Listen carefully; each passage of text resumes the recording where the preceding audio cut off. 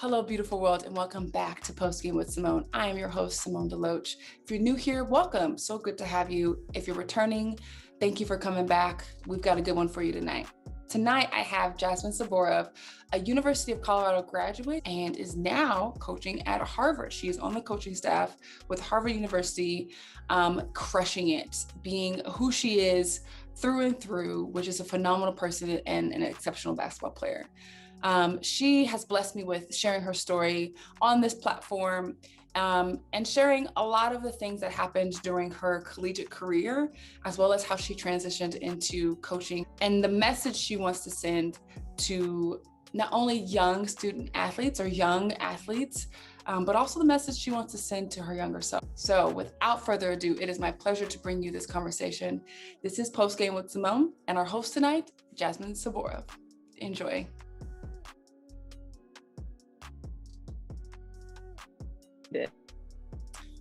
Oh wait, I meant to ask you while I'm already recording. So it's Saborov, right? Saborov.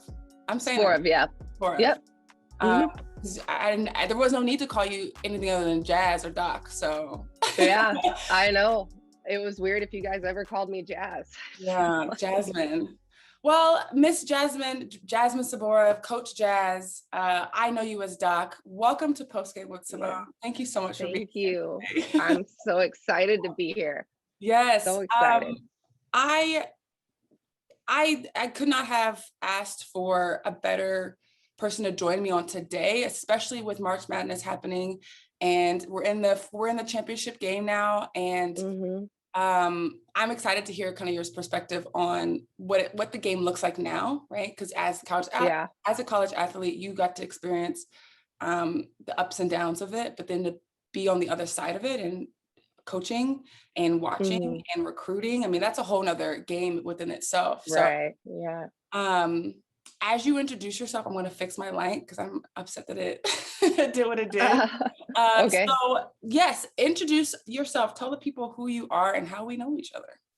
Okay. I'm Jasmine Saborov. I am an assistant coach at Harvard University right now. I've been here. I'll be going into my 7th season here next fall, which is crazy.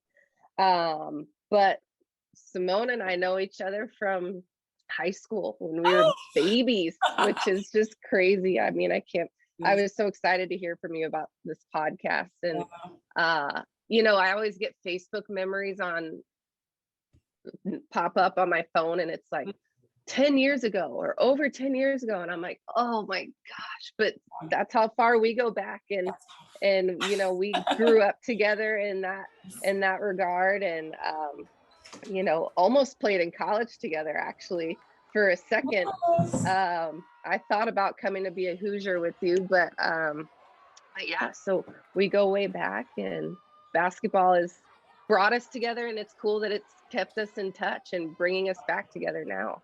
For sure. So, yeah. Absolutely. Yes. Jasmine, you were a junior my senior year of Round Rock High School. Rock ball. Right? Rock ball. We experienced some, talk about adversity. We experienced some pretty weird things there as well. As a squad. We had a really solid team. Yeah, we did. We went through some coaching changes. Yes. Yeah.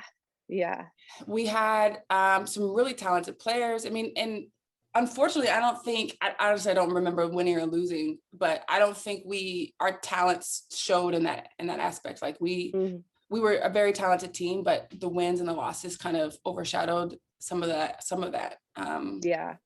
of our abilities. But we had a good time. We were just reminiscing on some of the goofiness that we. Yeah. I mean, we were teenagers. I know. And it's funny because, I coaching college kids now, I look at them and I just think, you think you're so much older than you are. And then I put myself in that position. I'm like, I thought I was so much older than I was. And then in high school, I'm like, gosh, we were just kids. But sure. Yeah. So I want to carry into the conversation and hearing about your journey into collegiate basketball, collegiate sports, and some of the things that you faced as a student athlete. And then kind of get into where you are now in your career. And then, discuss some of the trial and error that you've experienced and are continuing to experience in identity. So you graduated in 2011 high school. And I did. Where were you thinking? Where did you want to go? Like, where were you pushing towards? I didn't really care so much about where I went or location or any of those things. I just wanted to play basketball, and I was just so like, okay, I'm going to end up where I'm supposed to be. And I don't know how I'm going to get there, but I'm going to get there, and I'm just going to be really in tune with that. And so, I ended up making a decision. I played on a really small AAU team up until my junior year in high school.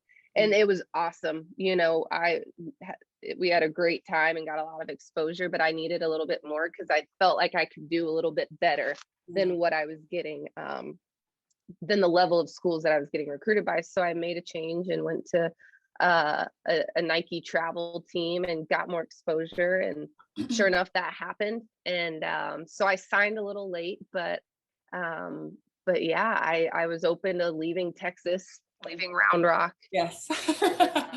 Found myself in Boulder, Colorado. And, the second I stepped foot on campus there, I just knew that was where I was supposed to be and felt really confident in that. So, yeah. When you joined, what was the culture there for the team?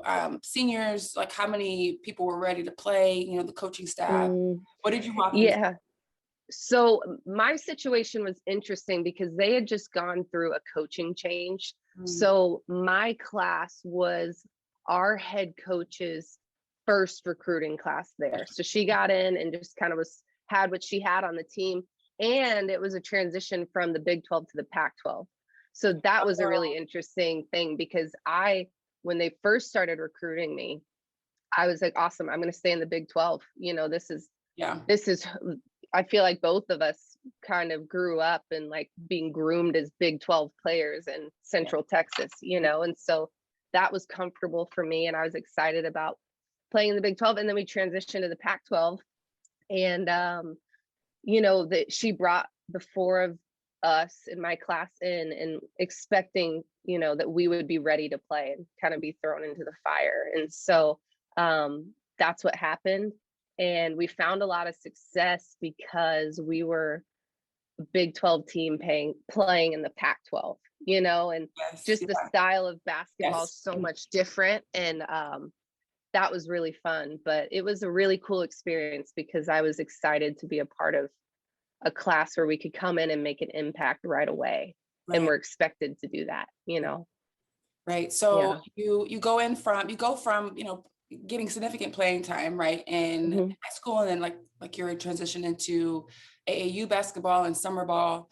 And it's not traditional unless you are like a top freshman player that you would get a lot of playing time, because there's a lot. Usually when you walk in, there's seniors, there's juniors who have earned kind of those starting spots or those playing spots. For you, they were like, no, Jazz, we need you. Go get in. Yeah. That was interesting. And you know what, out of the four of us, I probably got the least. Like, I was expected to play and I had to, and I played my freshman year. I didn't start. I still played behind a couple people in my position, but my other three classmates were really, really good, really good. And so that was a interesting thing to navigate, and was really fun because we just all had each other, so for sure. Yeah. So some of the things we talked about in our pregame conversation, is the significance of injury. I don't think I've met an athlete yet who did not or has not gone through at least one significant, like torn or, rolled or just broken, some kind of body part that just isn't functioning like it once was. And I didn't know that you had not only one, but three kind of significant things health-wise that changed not only your level of play, but your your love for the sport. Yeah. You first got there, what were some of the things that you had to face as far as injury? Yeah, I had never been injured in high school, other than the rolled ankle and stuff like that. But yeah, I got to college and I ended up all in all having like 5 orthopedic surgeries, and some of them weren't very major. Like my freshman year, I had a little minor surgery on my foot, not a big deal, but when I got there, I think the first major thing I dealt with was my heart. And that was that obviously rocked my world because it's not something that is as like tangible in a way of like, put a cast on it, Right, wrap it up and wrap it up, it's yeah. can be it is life Yeah. threatening, and luckily mine wasn't. We thought it was for a time, and I had to sit out for a little while we figured that out. And during that time it really made me think like, what if I can't play basketball anymore because of my heart condition, and that was a very serious thought. I'll never forget my trainer bringing me back into the training room, and I had been practicing with wires all over my body. I had heart monitor, and it was just this crazy experience. But I was just like, okay, put it on me, I'm gonna go play. And then they'd get ripped off during practice, but she pulled me back and sat me down, and she said, this is really hard for me to tell you and talk to you about, but you can't play tonight, and I'm not sure that playing basketball is going to be a lifelong thing for you, because this is really serious, and basketball is not that important Right. compared to this The stuff, life was more important. yeah. Yeah. And that was just like because I've always been tough, and I kind of back then thought I was invincible. I had never really been injured, I just would fall down and get back up, and I'm like, I can handle this, I'm fine, it's my heart, like I'm good, Yeah. you know Um, so that was a very humbling moment for me absolutely. with that, for sure, for Wow. sure. It's not something that you can really prepare for. Like you said, it's your Mm-mm. heart. So it's not something that you can wrap up and put a bandage on and get back in. It has to be taken seriously. So as an 18-year-old, 19-year-old individual person, hearing that, right, Mm. can shake the world of what we know as this is who I am. I'm a basketball player. Right. I'm not ready to have that conversation of trying to Hmm. figure out who I am outside of this. Because this is Right. all I know. Yeah, absolutely, Yeah. absolutely. Yeah, and I mean, especially when you go to college and you get recruited, you know you go to college because to play basketball, right? Like you're going to get a degree, Mm. but it's a little bit different. Yeah. Like Mhm. for me and my teammates, I guess I won't speak for anybody else, but it's like, no, we went to Colorado to play basketball. We didn't necessarily go there because of the school, so there's just a lot of like, it's just heavy when basketball could be taken away from you. It's like, that's who I am. Right. So Yeah. yeah. Before, because I do want to talk about academia and your particular experience with juggling Okay. and navigating that. Yeah. But so we fast forward. So between the heart and a few other injuries in between, we fast forward to Hmm. the last 2 seasons.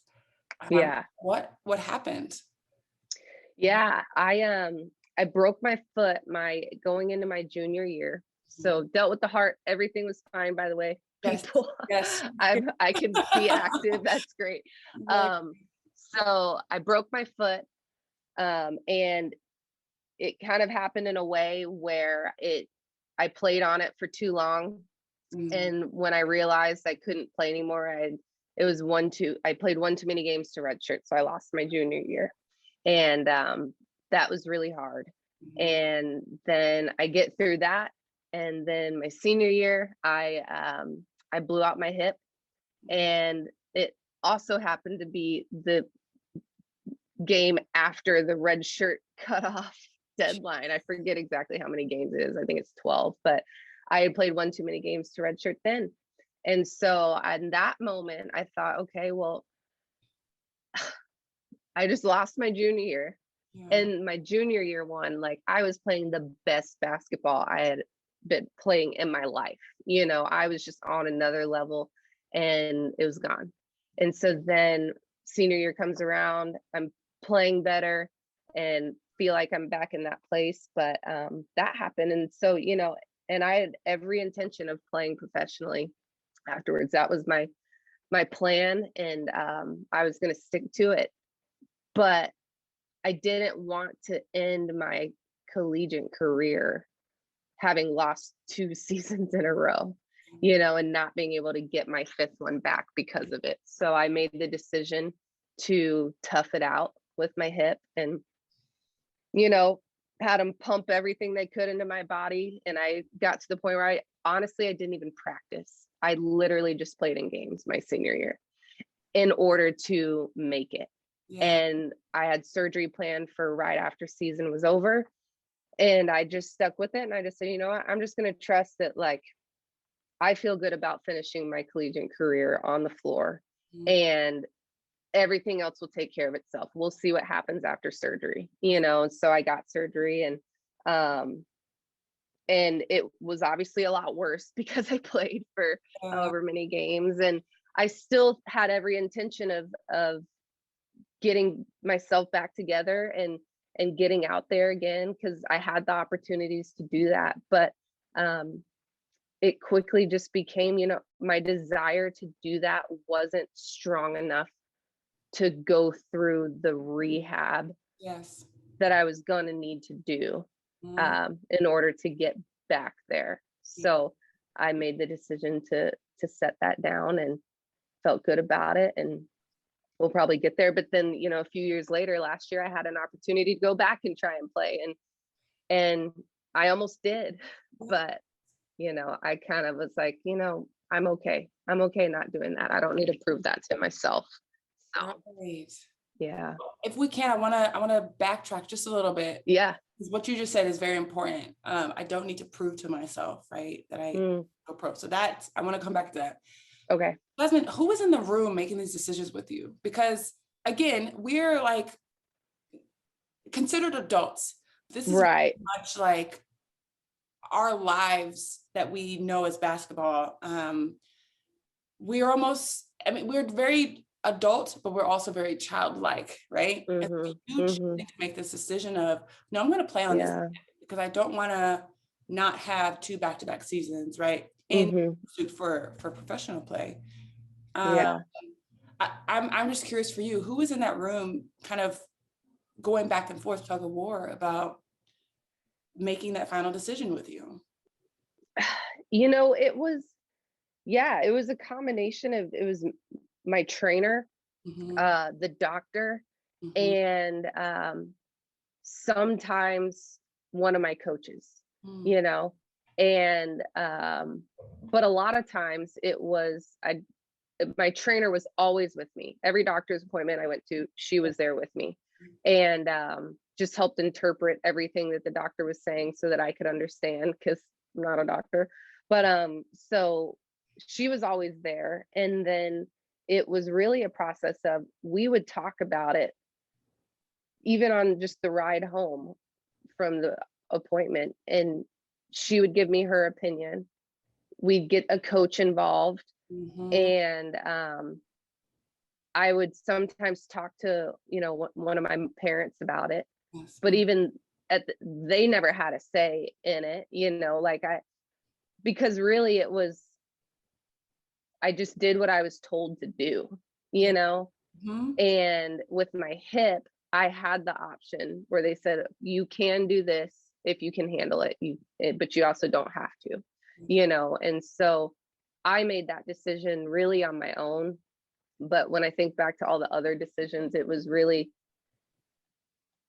they gave me information and said, this is what you do. I just did what I was told to do. And right or wrong, that's just how it was. I'm sure you had a similar experience with that, but yes, it's just interesting. I mean, like you said, right or wrong, it was what it was, and here we are, right? It's just interesting looking back as a older adult now. So old. As an older adult now, just thinking like, Simone, like you were you were a little late, like you were a babe making these, significant decisions, not only to go to a Mm, university that's so far away, but when injuries showed up, choosing to continue to play, and then the adversity that came with that. Some significant decision making happening. And I don't even know, I would have to think back about who was in the room with me, but I would probably mirror what you said. I don't think it was a parent. They were so far away that they really yeah. couldn't be in the room, but at the end of the day, we were the final decision maker. Right. And we're so young, Yeah. and I think about that like now as a coach when I recruit, and I tell kids this all the time, like this is the first really big decision you're going to make for yourself in your life. Yes. And the decision that where you go to college is going to set up the trajectory of your life. That's a big deal for a 17, 18-year-old, And so when you asked me that question, it just made me think, it's like, well, we were kids doing a big job, and it was very much a job, Mm-hmm. and that's how I looked at it. So it's like, okay, well, you're telling me to play. Okay, I'm going to go play because you're my boss and that's what you're saying to do, because I'm here, I'm getting paid essentially to play, and it's my job. So I don't really ask questions. I'm not going to call mom and dad and say, should I do this? You just say yes and go, Yes. Wow. Yes.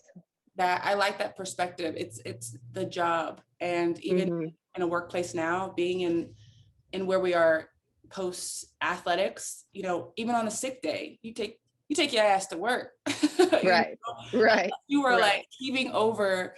And I don't know if this is like part of our mentality as student athletes, but there's a difference between I am dog sick and like the one tier over of like, I'm dog sick, but I can still get my ass to work. Like, Right. and I don't know if that's just like the mindset that's been trained in us of like, oh, you rolled your ankle, I need you better wrap that shit up and get back out there, right? Yeah, yeah. Well, So, that's how I broke my foot. I rolled my ankle and I thought it was just a sprain. oh, And I didn't get into this, but that happened in June, and then in January is when I'm like, my foot is hurts. not okay. Oh, Like, but no. I just kept playing through it because I'm like, oh, it's fine. It's just whatever. And I was holding it up in order to get it taped. Like I couldn't even hold it up on its own. And sure Wow. enough, it was broken. Wow. So anyways, Crazy. yeah. So this decision, right, to go overseas and play professionally, I will say in my journey, I didn't think about playing professionally until my last summer season, like the summer before Oh, my okay. season. Mm-hmm. Basketball was at that time still fun for me. Mm, In terms of I'm doing it because I love it versus I want to do it to, I don't, I have to work on that because I think there's a difference between, oh, I'm just doing this and I'm loving it and I, have a ride to go and play and continue to play. But right. after I'm done my senior season, I'm okay with moving on with life, right? Mm, mm-hmm. Difference between Mm-hmm. that mindset and like, oh, I love it, I'm going to school to play. But even after that senior season, I want to continue on and continue my journey. Yeah. I think coming in freshman with those two mindsets, I think it's a different path. There's a different type of work ethic that you have. So for me, I didn't think seriously about playing overseas or playing professionally until that senior summer. Uh, Mm-hmm. so for you, where did that start for you? And where did you kind of fall in love with the idea of a further Yeah.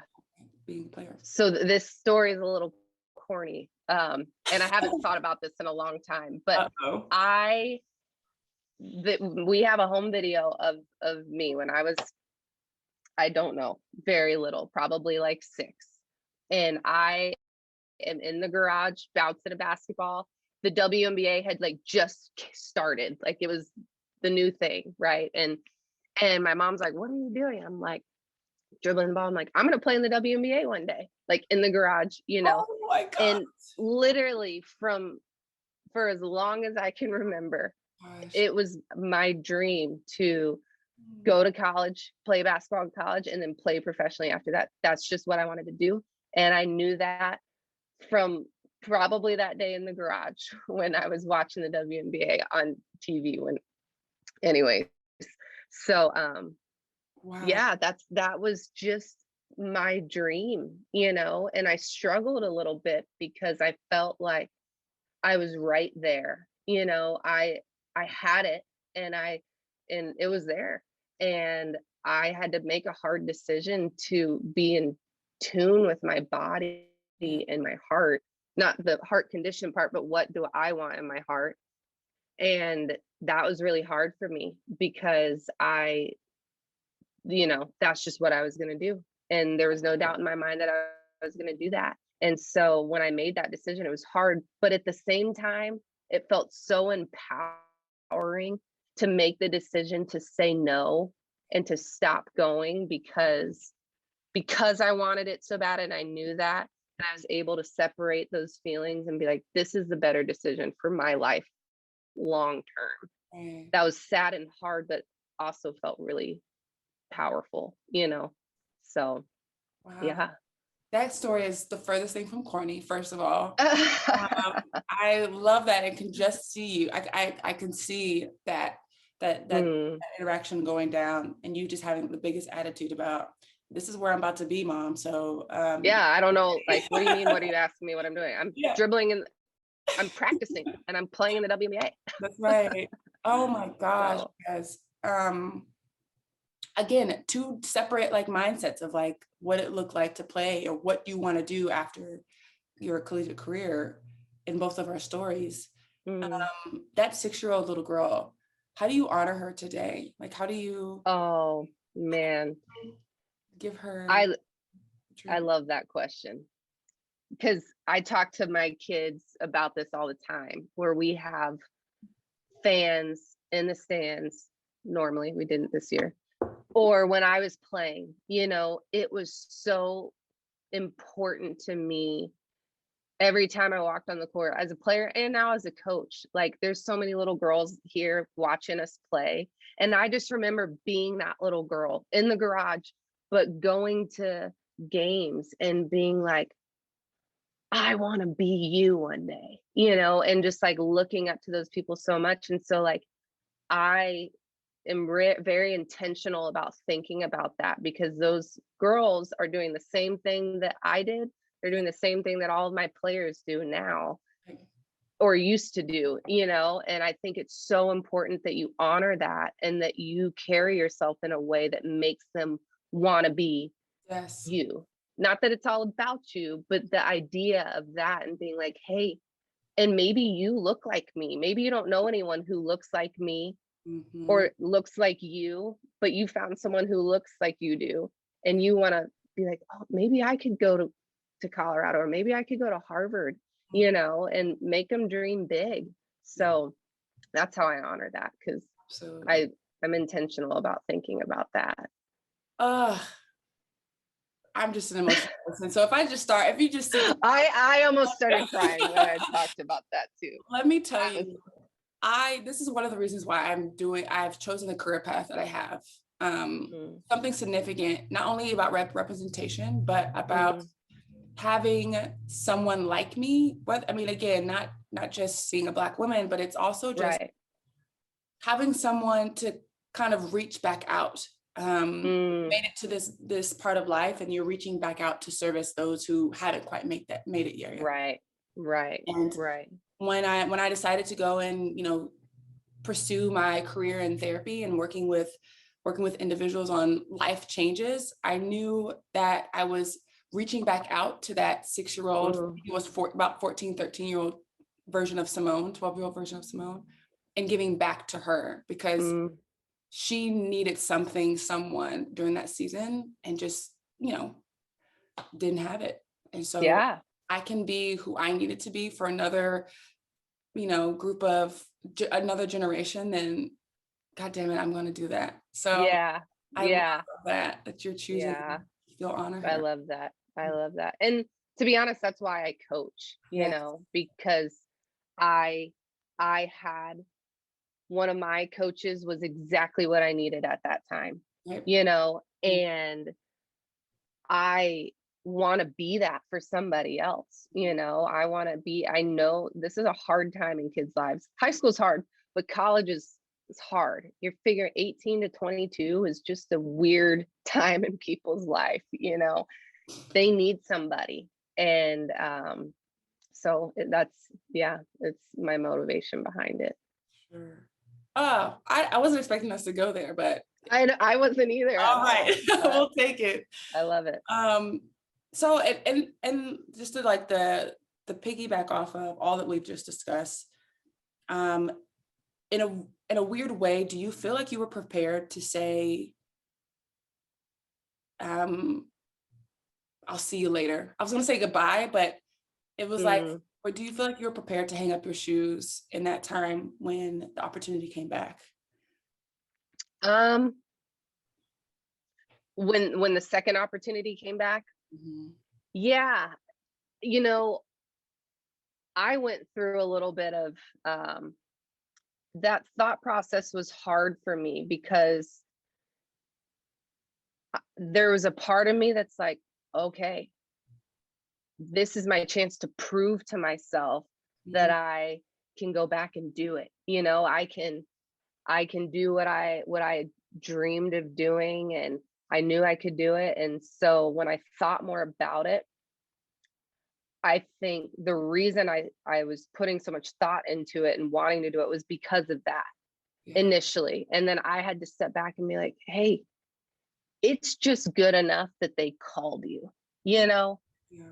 And that's okay. And I still felt like my body couldn't do it because my hip injury was just really, really bad. And so, and I want to have a life where I don't limp around. I love hiking. I'm a very outdoorsy person, and I want to be able to do that stuff and enjoy it. So it was hard because I was so confident and I'm done. And then when it came back, I found myself being like, oh, okay, Yeah. I could go do this. But then I'm like, what am I trying to prove? I don't need to prove anything to myself or anybody. They called me. That's proof right there for me that I'm like, I could have been I was good enough and they wanted me. So that was okay. But it took me a little bit to get through that because my initial human reaction is like, okay, let me prove to that 6-year-old little girl that you got what you dreamt of, you know. But in a way, I did, and that's okay. So yeah. Oh, yes. And the training behind that thought, right? I think it doesn't, nobody set you down and was like, all right, Jazz, so these are the things that are going to happen and transpire in your life, right? You kind of have to, I wish that happened. yes, right. But you know, the hindsight of 2020, looking back, Right. like, but it took the small moments, the small interactions that kind of helped build up that confidence to make such a decision, right? Yeah, for Which is sure. really cool. Looking back, so kind of going back to academia real quick and just all your whole career, what do you think could have been helpful, the most helpful for you? Like I appreciate you being transparent and saying, no, I went to school to play. I mean, I went to school to go to school, yes, but the big, we're considered student athletes. And I think sometimes in respect to how we are treated, it should be athlete, student, and student like small italicized letters like at the end.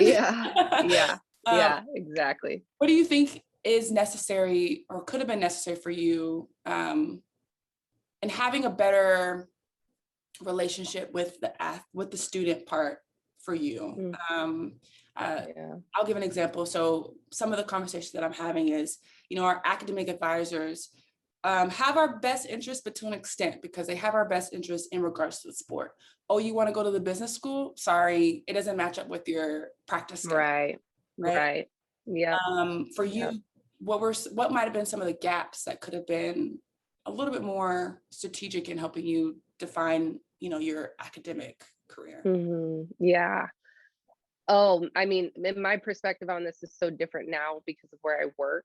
Yes. Because I think the only place that it's student athlete is probably in the Ivy League. Everywhere else is probably, I would argue, athlete student, to your point, you know, and I could probably get in a lot of trouble for saying that, but it's true. And so back then, I think like what I would have loved to have the access to is the time to go try other things, you know, go get an internship or go, you know, go to some other career panels and see like, what am I interested in? And we had some of those things.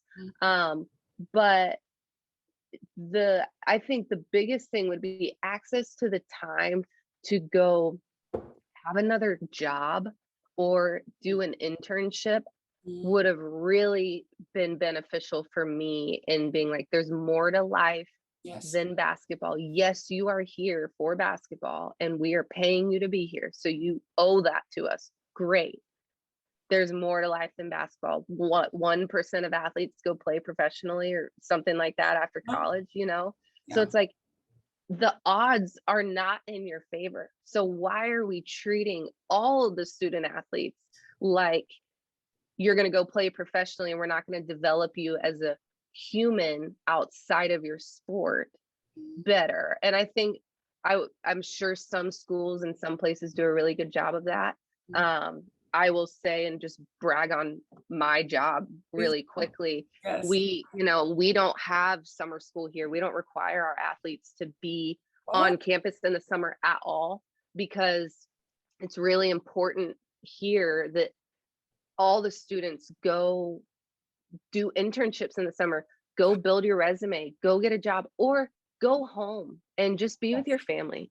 Go do whatever you need to do. Wow. And they give you the time to go do that, you know, and our kids can take whatever classes they want because they're here for a bigger reason outside of basketball. You know, yes, we brought them here, but if you're at a place like this, there's more to you than basketball, you know, and we respect that. So, you know, not that basketball is not a big deal and like they have to take it seriously, but anyways, they have the time to go figure out who they are outside of this game, you know, and they don't really deal with like the ball stops bouncing, like, okay, now what? Yeah, right. You know, so I would have liked to have that ability to do something like that for sure. Wow. I think that just busts a whole bunch of doors open as far as style. Because Ivy League definitely has its own style of playing, but style, treatment of the individual. I love what you said, you know, I love the NCAA because they have some of the best commercials, but one of my most favorite and most memorable commercials that they still run today is a student athlete is more than an athlete. And they show like you know which one I'm talking about. They show I do. Playing soccer, and then now she's sitting there and she's like an architect and like doing big things with who she is outside of her sport. And to 1% go pro, but the rest of us go pro in literally anything and everything else. Right. You know? Right. And I think culture kind of plays that recording, however, that especially in the African American community, if you come from, for me, coming from, you know, middle class, everyone is rooting for you, but they all want you to go pro. And not necessarily, and it's if you don't go pro, then it's like, oh, okay, were you even good enough to begin with? Yeah. I've had my fair share of that conversation with football players, and it's heartbreaking because it's like that's just what you have learned over time is your purpose. That's what's expected. Right. Wow. But what you guys are doing at Harvard, I mean, hats off. That is, I'm kind of jealous. I'm like, well, shit, what could I have done over the summers, you know? I know. I'm like, it makes me think back to high school where I'm like, and I don't regret any of my decisions.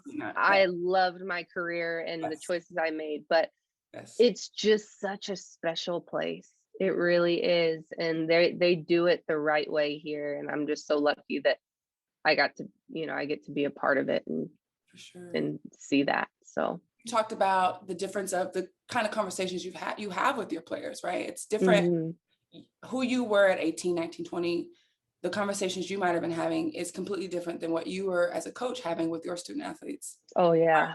Future and basketball and academics. It's just, it's seems a lot more collective versus just one set-minded. Sure. Yeah. They definitely have a wider lens on life and who they are. And I think back to my 18-year-old self, and I was very tunnel vision, you know, and it got me to where I am today, and that's okay. That's But it's easy to be really tunnel vision like that. And so it's refreshing, and I think so important when you have kids in college who have just a wider lens and a bigger view on life, so you're feeding both pockets, right? It's not just one pocket right. overshadowing the other. So I have a couple Yeah. more questions for you before we wrap it up. Okay. I wasn't expecting us to get to this point, but I am so thankful for you Yeah. being vulnerable with me in this space. Jasmine, what makes you more than your jersey? You know, I when I think about why people buy jerseys, like I'm going to take this question in like a literal Let's do way. Like people don't buy jerseys because of the way it looks or what your number. I guess number is something, but it's about whose jersey is that. who's It's represents. whose name is it? Whose name is tied to that number? There we go. And when I think about that, I'm like, well, what is that? That's legacy, right? Like that's who you make yourself to be when people think about you, and you do that through the way that you carry yourself. And so I always tried as a player, and I try even now as a coach, because I still technically have some kind of jersey on, I guess, is what's my legacy? What does my name mean to people? Not that it's all about me, but it's important, I think, that I represent myself as a person beyond just a player, a retired player, and a basketball coach, and I hope that I do that to the degree where people know who I am outside of that, and feel how much I love people and how much I love giving to people. And I that's something I just try and focus on to, yeah, I want to be more than just a player or old player and a coach, Yeah, So absolutely. I 100% agree. When you take it off at the end of the game, who are you? Who is that? Right? Who do people see, and how do people know you? right. And that development is just as important, like we've talked about, as the development of who you are in the jersey. Right. That identity crisis, identity thing, that's a whole nother, could write a book on that. Right. But we have to come back and have that conversation. I would love that. All right. So one of my, in tradition of Postgame with Simone, one of my favorite questions to ask is in the spirit of giving back, right? One of the reasons why this idea, I feel, came to mind to create this platform is to give back. This isn't for me. This is for everybody and anybody who is willing to tune in and pay attention. Yeah. And so this is for you, Jasmine Sabora. Okay. What would you give, tangible or a quote or just anything, to that young woman? What would you give to 18-year-old, 19-year-old Jazz as a gift from you today? Well, first, I'd probably give myself a vacuum. Say, clean your dorm room or something. God. No, if it was tangible. But on a serious note, I would give myself the confidence to fight for myself as a person and through self-growth. I was a very confident competitor. Yes. And that was just there. But outside of basketball, I was not a very confident human. And I struggled with my identity, and I didn't fight for myself. And I was scared to have conversations and to figure out how to do that, because I just always felt the need to please, and I was seeking approval all the time. And that stuck with me for a long time, and probably was hard early on in my college career too. And so, looking back on that, where that's a lesson I feel like I've learned even recently and in the last few years, probably. I wish that I had learned to fight for myself a little bit better and had the confidence to do that. Yeah. And now that I do, that's a gift I would love to give to my younger self. Absolutely. So, I love that. That's really poetic and beautiful. And if I could, I always do this in reverse. However, yeah, that's her gift to you. Is the that's good. ability to sit in this confidence that you have right now. Because of her insecurities, you were able to be where you are today, and love her in all her pieces. Because I will tell you, I beat myself up a lot for some of the things I did and decisions I made. But I'm only learning now, like, bitch, if you hadn't done that, where would I, like, yeah. No, don't play the shoulda, coulda, woulda, what if game, but you're right. And you're right. That's such a gift that I'm thankful for now, because, I am who I am because of the struggles I've gone through, and I wouldn't change a thing, but yeah. Oh my gosh. It is so wonderful to see your face. Oh, you too. I mean, I know. Forever. I honestly, I think I came to camp at Indiana. It was like your sophomore year or something. And, because they were recruiting me, and I was seriously thinking about coming there. And I think that's the last time I saw you. Last time. Yeah. I am just so incredibly proud of you. Like, like beyond words. The fact that I knew you as this goofball of a player, no, goofball of a person, but you've always been this competitor. You've always been intelligent, not only in, the game of basketball, but just, who you were. You were a family person, you're a person who loves your friends, and you're a person who fucking loves the game of basketball. And I'm just so proud of where you sit today. And I'm just excited for whatever comes your way, because I know your experience helped you lead to get there. So, well, thank you. That means a lot. That means a lot.